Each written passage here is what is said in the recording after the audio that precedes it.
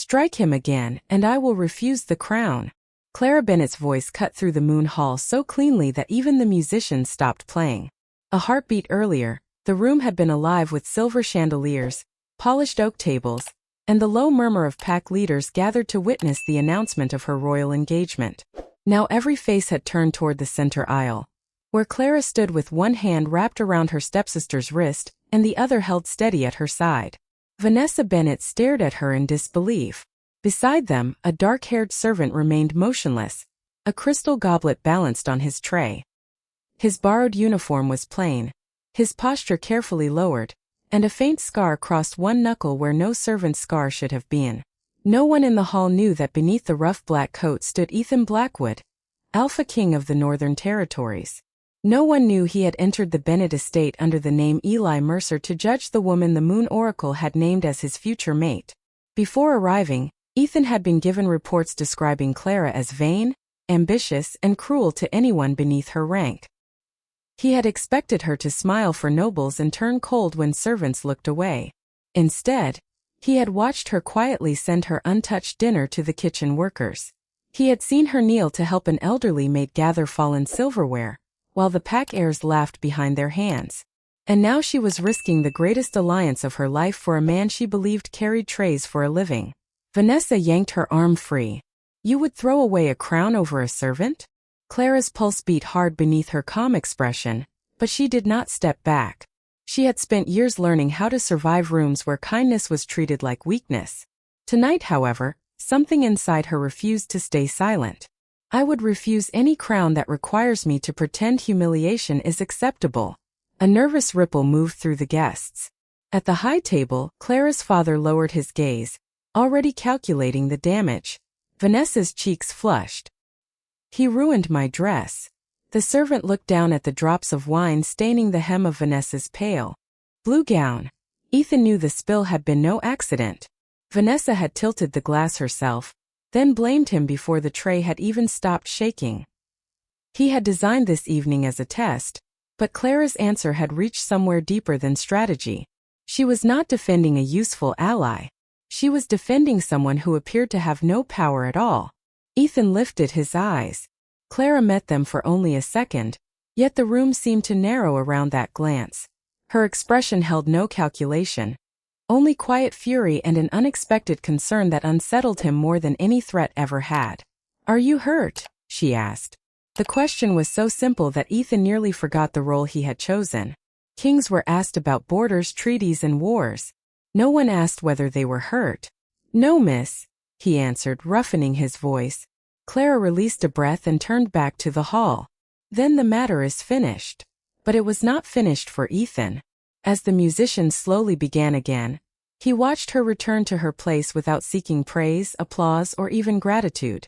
For the first time since beginning this deception, the Alpha King wondered whether the reports about Clara had been lies. Then he noticed something else.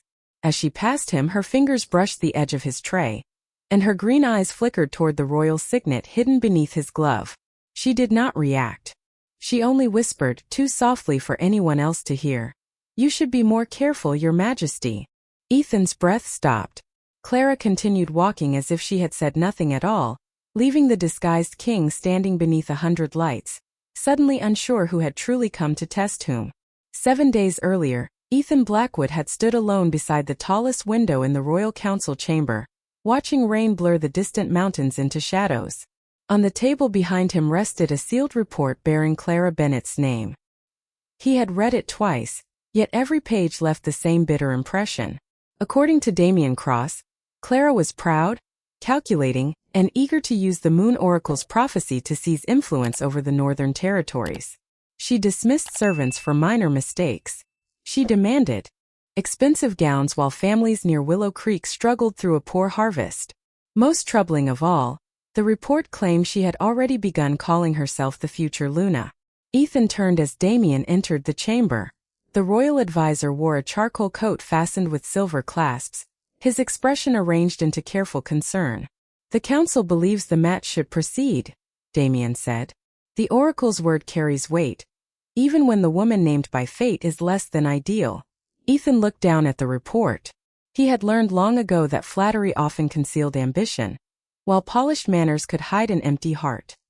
His father had trusted appearances and nearly destroyed the kingdom because of it. Ethan would not repeat that mistake. "How many of these claims have you witnessed yourself?" he asked. Damien paused for only a moment. "My sources are reliable." "That was not my question." Silence settled between them. Damien finally lowered his gaze. "None personally, Your Majesty." Ethan closed the file. "Then I will witness her character myself." By nightfall, Noah Reed had prepared everything. A plain servant's uniform, a forged employment letter, a small vial of herbs designed to soften Ethan's royal scent for several hours at a time. His signet ring was hidden beneath a dark glove, and the name Eli Mercer was added to the Bennett household records. Noah studied him with open doubt as Ethan buttoned the rough black coat. "You command 12 territories," he said. "You could simply invite her to the palace. At the palace, she would know she was being watched. And if the reports are false?" Ethan glanced toward the rain streaking the glass. "Then I will know before I ask her to share a crown." The Bennett estate stood nearly 80 miles west of the capital, surrounded by maple woods and low stone walls. Ethan arrived before sunrise in a supply wagon, seated between sacks of flour and folded linens. No guards announced him. No banners moved above the road. For the first time in years, people looked through him instead of bowing. The head steward barely glanced at his papers before assigning him to the kitchens and warning him that mistakes would be deducted from his wages. Ethan accepted the order with lowered eyes. His first sight of Clara came an hour later. She entered through the back door carrying a wooden box filled with medicine bottles. Her brown hair had loosened in the wind, and mud marked the hem of her simple green dress. She looked nothing like the vain woman described in Damien's report. When a kitchen maid dropped a basket of apples, Clara set down the medicine and helped gather every piece. Then she noticed Ethan standing near the pantry. Her pale green eyes rested on him with a stillness that made his wolf stir beneath the disguise. "You are new," she said. "Eli Mercer, miss."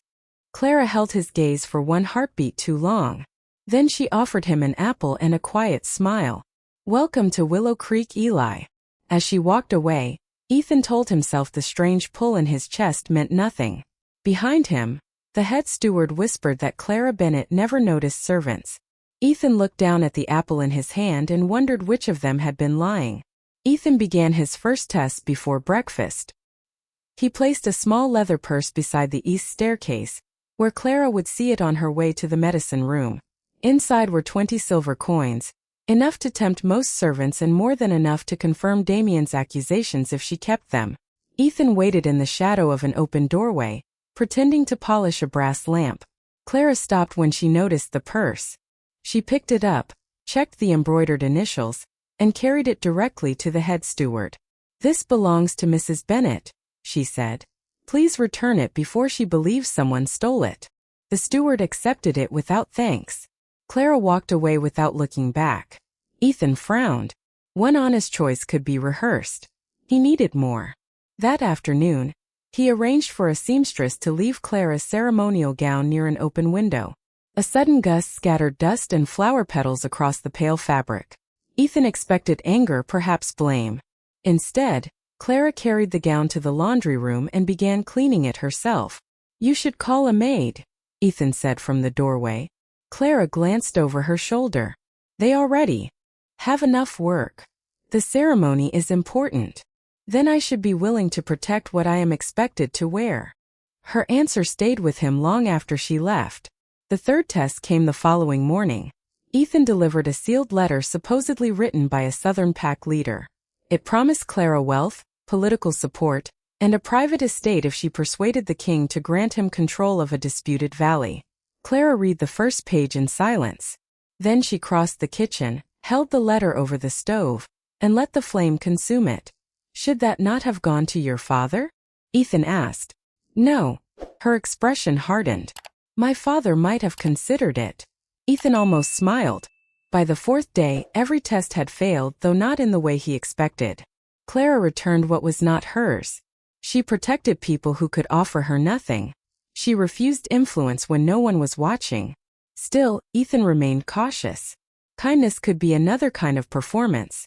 That evening, he sat near the servant's fireplace with a household ledger open across his knees. He deliberately traced one line with his finger, then another, pretending confusion. Clara noticed. "Can you read?" she asked gently. Ethan lowered his eyes. "Not well, miss." He expected pity or dismissal. Instead, she pulled a chair beside him and turned the ledger around. "Then we start here." For nearly an hour, she guided him through the words, never laughing when he made deliberate mistakes. Outside, rain tapped softly against the windows. Firelight warmed her brown hair and softened the tiredness around her green eyes. Ethan found himself listening less to the lesson and more to the patience in her voice. "Why are you doing this?" he asked. Clara looked at him as though the answer should have been obvious. Because being denied knowledge is not the same as lacking intelligence. Something in his chest tightened. He had entered the estate prepared to uncover deception. Instead, each day revealed another reason to doubt the people who had warned him against her. Yet one question remained. Clara sometimes disappeared after midnight, always carrying a covered basket and returning before dawn. On the fifth night, Ethan followed her through the silent west corridor. She stopped before a locked cabinet outside her father's study, glanced both ways, and removed a narrow brass key from her sleeve. The lock opened with a quiet click. Clara took a second key from inside, one marked with the royal crest. Then she slipped through a hidden door behind the library shelves. Ethan waited until the passage closed before stepping from the darkness. The woman who had refused every temptation had just stolen access to something protected by the crown. Ethan waited until Clara disappeared behind the shelves, then pressed his hand against the carved wooden panel. The hidden door opened without a sound. A narrow stairway descended beneath the estate, lit by small lanterns placed several feet apart. The air smelled of cedar, dried herbs, and warm bread. Nothing about it felt like a vault. Ethan followed at a distance, careful to keep his steps quiet. At the bottom, the passage widened into a long stone chamber. What he saw there stopped him cold. Nearly 24 people occupied the hidden rooms beyond it. Elderly Omegas rested beneath clean blankets. 3 children sat around a low table, drawing wolves and stars on scraps of paper. A young mother rocked an infant beside a small stove while another woman sorted jars of medicine. These were not thieves or rebels. They were people who had vanished from official records. People Damien's reports had labeled as wanderers, criminals, or burdens unwilling to obey pack law. Clara moved among them with practiced ease. She handed out medicine, checked supplies, and listened as each person spoke. No one bowed to her. No one called her future Luna. They simply trusted her. Ethan remained hidden behind a stone column as an older man approached her. "The flour will last 4 more days," the man said. "The blankets will not last through the next cold front." Clara opened the basket she had carried from the house. Inside were folded dresses, a silver necklace, and 2 polished bracelets. Ethan recognized them immediately. They were part of the ceremonial gifts sent from the royal treasury. "Sell these in Pine Ridge," she said. "Use different merchants this time." The man hesitated. "Those belong to you. They belong to people who need them more." Ethan felt the certainty he had built around her begin to crack. She was not collecting royal gifts. She was giving them away. A little girl ran toward Clara and wrapped both arms around her waist. Clara knelt and adjusted the child's wool shawl. "Did you finish your reading lesson?" she asked. The girl nodded proudly, then pointed toward the passage. "Is he staying with us too?" Clara went still. Ethan stepped from behind the column before the child could point again. Every face in the chamber turned toward him. Clara rose slowly. Her expression showed surprise but not fear. "Eli," she said, "you should not be here." Neither should they, according to the records. A quiet tension passed through the room. Clara moved between Ethan and the others, not as a threat, but as a shield. "The records are wrong." "Then explain them."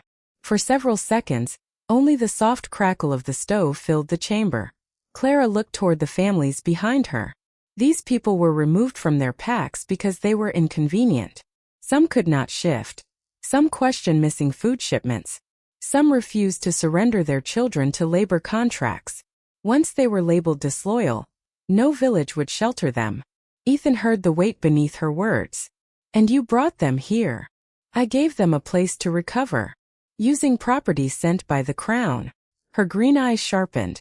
The crown sent jewelry while its citizens needed medicine. I made a choice. Ethan should have been offended. Instead, shame pressed against his ribs.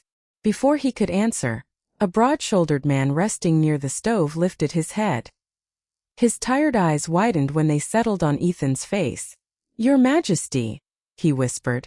Clara crossed the distance quickly and placed a gentle hand on his shoulder. You are confused, Mr. Hale. This is Eli, a servant from the estate.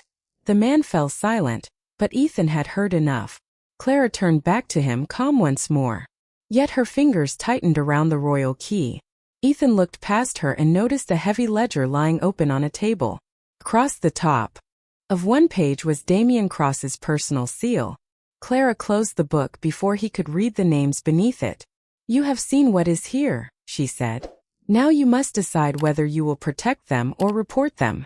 Ethan met her gaze, suddenly certain of only one thing. This hidden refuge was not Clara's deepest secret. It was merely the door leading to it.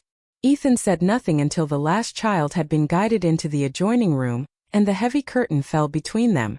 Clara remained beside the table, one hand resting over the closed ledger as though her palm alone could keep its contents hidden. The chamber had grown quieter, but every small sound seemed sharper now. The ticking stove, the whisper of pages shifting beneath her fingers, the slow rhythm of Ethan's own breathing. Who is Mr. Hale? He asked. Clara glanced toward the man near the stove. He once managed food deliveries for 3 northern packs. And why would he mistake a servant for the king? Fever changes what people think they see. Her answer came too quickly. Ethan stepped closer to the table. Open the ledger. Clara did not move. You have already seen more than you should. Then one more page will make little difference. For a moment, neither of them yielded. At last, Clara lifted her hand. Ethan opened the book and found rows of names written in careful black ink. Beside each name was a pack, an age, and a final notation.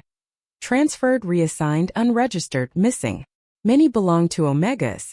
Some were barely old enough to leave school. Others had disappeared after questioning shortages in royal food shipments. Ethan turned another page and saw the same signature repeated beneath dozens of transport orders. Damien Cross. A cold uneasiness settled over him. Where did you get this? Clara looked past him, toward the people hidden behind the curtain. From those who escaped. She explained that Damien's agents had been moving vulnerable citizens between territories under false labor agreements. Official records described them as volunteers. In truth, many had never agreed to leave their homes. Once removed from their packs, they became invisible to the law. Clara had spent 3 years collecting copies of contracts, delivery schedules, and sealed instructions. Why 3 years? Ethan asked. The strength in her face faltered. Because my younger sister disappeared 3 years ago. Her voice remained steady, but her fingers closed around the edge of the table. Emily had been 17 when a royal transport officer promised her safe work at a healing house near the capital. 2 letters arrived during the first month. Then nothing. Clara traveled to the address herself and found an abandoned building with boarded windows. The official inquiry lasted less than a day. Damien's office declared that Emily had probably run away. Clara never believed it. Ethan looked down at the names again. He had signed reforms. He had ordered audits. He had trusted Damien to carry them out. While Ethan governed from polished council chambers, Clara had been counting the people his system failed to protect. Is that why you accepted the Oracle's match? He asked. Clara's eyes returned to his. I accepted because becoming Luna would place me inside the palace. You wanted the crown. No.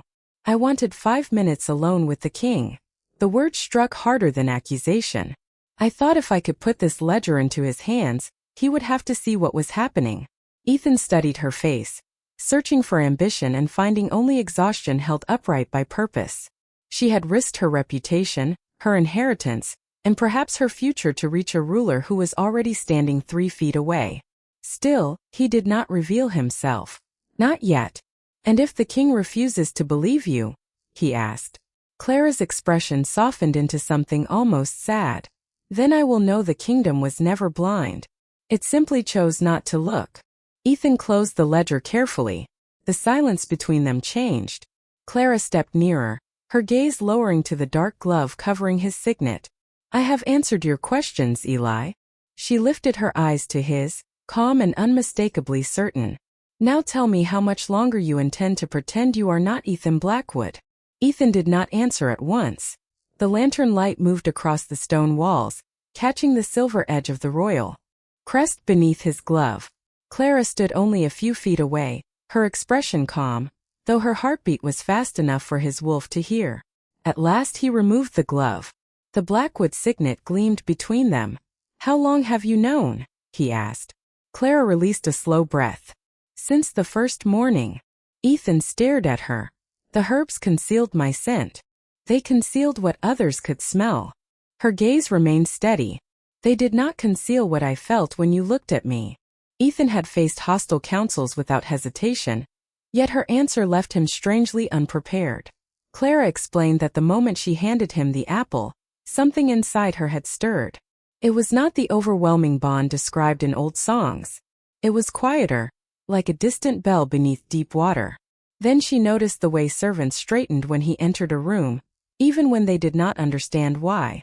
She saw his habit of watching every door, his knowledge of royal law, and the scar across his knuckle shown in official portraits. Why did you allow me to continue? Ethan asked. Because you came here to judge me. Her voice held no anger, only truth. I wanted to know whether the man beneath the crown deserved my trust.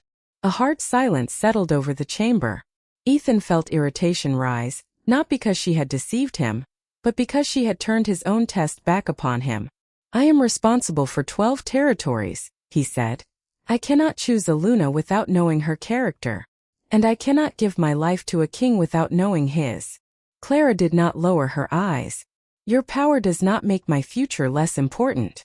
The word struck something he had kept guarded for years. Everyone around Ethan agreed before he finished speaking. Advisors praised his judgment. Pack leaders bowed even when they resented him.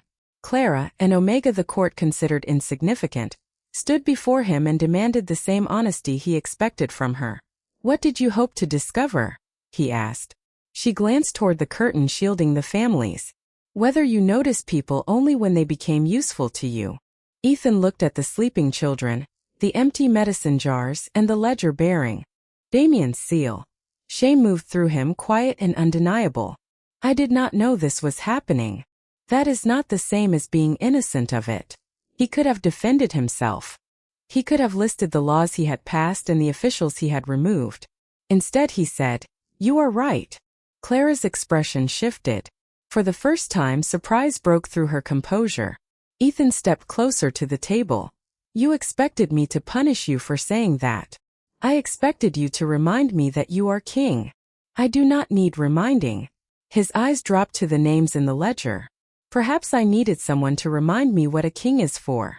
The tension between them softened, though it did not disappear. Clara reached for the book. Then help me bring this to the council before Damien learns what I have. A sharp crash echoed from the passage above. The children stirred behind the curtain. Footsteps followed, heavy and hurried, moving down the hidden stairway. Clara extinguished the nearest lantern and gathered the ledger against her chest. Ethan moved beside her, no longer pretending to be weak. From beyond the wooden door came the head steward's frightened voice. Miss Bennet, royal officers have arrived. They say Damien Cross ordered a search of the estate. Clara looked at Ethan in the dimness. Now we discover whether your disguise was meant to test me, she whispered. Or whether it was meant to hide you when I needed the king. The footsteps stopped outside the hidden door. Ethan reached for the ledger, but Clara held it tighter. If you reveal yourself now, Damien will claim this entire search was arranged to protect your future mate, she whispered. He will turn every witness into part of a royal conspiracy. Ethan hated that she was right. Power could open doors but used too soon. It could also bury the truth behind fear and obedience. He pulled the glove back over his signet and lowered his shoulders into the posture of Eli Mercer once more. Clara handed the ledger to Mr. Hale. Take the children through the north tunnel. The exit is half a mile beyond the maple grove. Mr. Hale hesitated. What about you? I will keep them here long enough for everyone to leave. Ethan stepped beside her. You will not do that alone. Before Clara could answer, the wooden door opened. 6 royal officers entered the chamber, followed by Damien Cross in his charcoal coat. His gaze moved across the cots, the medicine shelves, and the frightened family still waiting near the tunnel. He showed no surprise, only satisfaction. Clara Bennett, he said, you have made this easier than expected. Clara stood between him and the passage. These people have committed no crime. That decision belongs to the Crown. Damien's attention shifted to Ethan. For one dangerous second, recognition seemed possible. Then Damien dismissed him with a glance. And who is this? A household servant, Clara answered. He knows nothing. Ethan looked at her sharply. Even now, she was protecting his disguise. Damien ordered the officers to search the room. Clara remained calm as cabinets were opened and papers examined. Behind her, the final family slipped quietly into the north tunnel. Ethan listened to each fading step, counting until he could no longer hear them. Damien approached the table where the ledger had been resting. You accepted a royal match while hiding enemies beneath your home, he said. The council will find that interesting. They are citizens your office erased from the records. Damien smiled without warmth. Accusations require proof. Mr. Hale had already disappeared with the original ledger, but Damien noticed a loose page beneath an empty medicine box. He picked it up and saw his own seal printed at the bottom. His expression changed. Where did you get this? Clara said nothing. Damien folded the page and placed it inside his coat. Then he turned to the officers. Miss Bennett will appear before the Royal Council tomorrow evening. Until then, this chamber is closed. One officer moved toward Clara, intending to escort her upstairs. Ethan's wolf rose so suddenly that the lantern flames trembled. A quiet pressure filled the room. The officer stopped before touching her. His face paling as instinct warned him to step back. Damien looked around, unsettled. Ethan forced the power down before anyone could understand its source. Clara glanced at him, and the message in her eyes was clear. Not yet. She walked toward the stairs on her own. As she passed Ethan, Damien spoke loudly enough for everyone to hear. By tomorrow night, the kingdom will know its future Luna-sheltered traitors. Clara paused. By tomorrow night, the kingdom may learn far more than you intended. Damien's smile vanished. Ethan followed them upstairs, still dressed as a servant, every step controlled by an effort that felt harder than battle. Outside the estate, royal carriages waited beneath the rain. Noah stood among the drivers in plain clothes, watching for Ethan's signal. Ethan passed him without turning his head. Prepare the council chamber, he murmured, and bring every record from Damien's office. Noah gave the smallest nod. Ahead of them, Clara entered the carriage alone. Damien believed he had taken her last piece of evidence. He did not know Mr. Hale carried the original ledger through the forest. He did not know Ethan had finally chosen a side. And he did not know that the servant walking behind him would sit upon the throne before the next moonrise. The royal council chamber was silent when Clara entered beneath the light of 12 silver chandeliers. Pack leaders filled the curved rows surrounding the blackwood throne, their formal coats bright with embroidered crests. At the center stood Damien Cross, holding the single page he had taken from the hidden refuge as though it proved everything. Clara wore the same green dress from the estate. She had refused the ceremonial gown, the jewels, and the royal cloak waiting in her chamber. Behind her walked Eli Mercer, still dressed as a servant, carrying a tray no one had asked him to bring. Damien raised his voice. Clara Bennett concealed unregistered citizens beneath her family home. She used gifts from the crown to support them, stole protected documents, and gathered information against royal officials. Uneasy murmurs moved through the chamber. Clara kept her shoulders straight. Those citizens were removed from their homes through false contracts. The documents prove it. Damien lifted the page. This proves only that you possess property belonging to my office. He turned toward the council. She has mistaken charity for authority. A future Luna cannot place personal sentiment above the law. One of the elders asked Clara whether she denied sheltering the missing Omegas. I do not deny helping them, she said. Then you admit disobedience. Clara looked across the rows of powerful faces. Some appeared angry. Others seemed afraid to meet her eyes. I admit refusing to abandon people simply because the records stopped naming them. Damien stepped closer to the throne. The council offers mercy. Accept the royal bond, surrender every witness, and publicly recognize that my office acted within the law. An attendant approached Clara with the silver engagement circlet. The room held its breath. Clara accepted it, studied the delicate moonstones, then placed it on the table before her. A crown built upon the silence of innocent people is not one I will wear. The words passed through the chamber like wind through winter trees. Damien smiled as though she had handed him victory. Then the matches dissolved, and you will answer for treason. No, Eli said. Heads turned toward the servant. Damien stared at him with open irritation. You were not invited to speak. Eli set down the tray. That has never stopped you. A few council members gasped. Damien signaled the guards, but none moved. From the rear doors came the measured sound of boots. Noah Reed entered in royal black, followed by the king's record keepers and Mr. Hale, who carried the original ledger against his chest. Noah stopped beside the servant and bowed deeply. Every royal guard followed. Ethan removed his glove. The blackwood signet caught the chandelier light, and the restrained power of his presence filled the chamber. One by one, the pack leaders rose and lowered their heads. Damien's face lost its color. Ethan climbed the steps to the throne but did not sit. Clara Bennett did not steal from the crown, he said. She preserved evidence the crown failed to protect. Noah placed several sealed files beside the ledger. They contained transport orders, altered reports, missing food inventories, and letters bearing Damien's signature. Ethan had spent the day comparing every name. The pattern was undeniable. Damien attempted to speak, but Ethan silenced him with a look. You taught this council to confuse obedience with loyalty. Clara reminded me that loyalty without conscience is merely fear wearing respectable clothes. He ordered Damien removed from office and placed under formal investigation. Then Ethan faced the council.